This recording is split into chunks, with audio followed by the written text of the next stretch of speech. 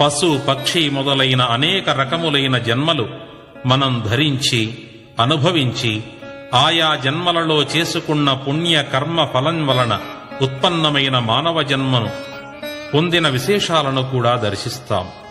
ఈ మానవ జన్మను ధరించిన తరువాత ఎన్నెన్ని కష్ట నష్ట సుఖ దుఃఖ రాగద్వేషాదులు అనుభవించామో ప్రతి జన్మలోనూ భార్య భర్త పిల్లలు బంధువులు స్నేహితులు ఆదాయము ఖర్చులు రుణములు రోగములు మొదలైన అనుభవించిన విషయాలు కథలుగా సినిమా చూచినట్లుగా తల్లి గర్భంలో ఉండి మన చరిత్ర మనం చూడటం సంభవిస్తుంది.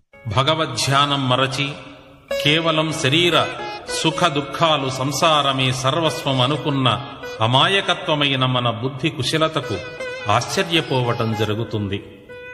ఎన్ని జన్మలు ధరించినా